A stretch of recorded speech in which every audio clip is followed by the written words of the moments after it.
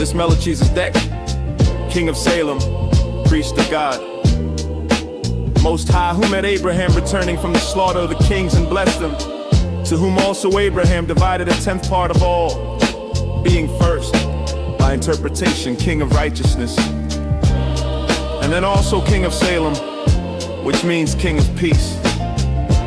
Without father, without mother, without genealogy, having neither beginning of days nor end of life, but made like the Son of God, remains a priest continually. Now consider how great this man was, to whom even Abraham, the patriarch, gave a tenth out of the best plunder. They indeed of the sons of Levi, who received the priest's office, have a commandment to take tithes of the people according to the law, that is, of their brothers, though these have come out of the body of Abraham. But he whose genealogy is not counted from them has accepted tithes from Abraham and has blessed him who has the promises. But without any dispute, the lesser is blessed by the greater. In the one case, tithes are received by mortal men, but in the other case, by one of whom it is testified that he lives.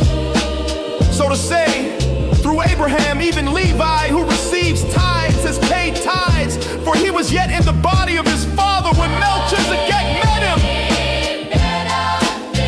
Now if perfection were through the Levitical priesthood, what further need was there for another priest to arise after the order of Melchizedek and not be called after the order of Aaron? For the priesthood being changed, there is of necessity a change made also in the law. For he of whom these things are said belongs to another tribe, from which no one has officiated at the altar. For it is evident that our Lord has sprung out of Judah, about which tribe Moses spoke nothing concerning priesthood.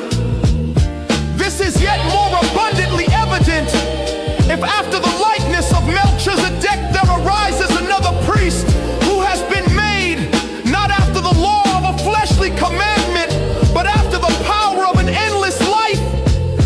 For it is testified, you are a priest forever, according to the order of Melchizedek.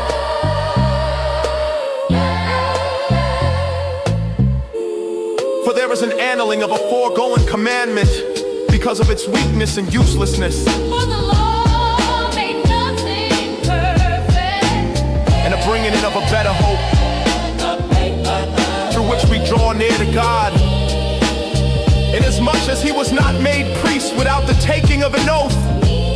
For they indeed have been made priests without an oath, but he with an oath by him who says of him, the Lord swore and will not change his mind, you are a priest forever.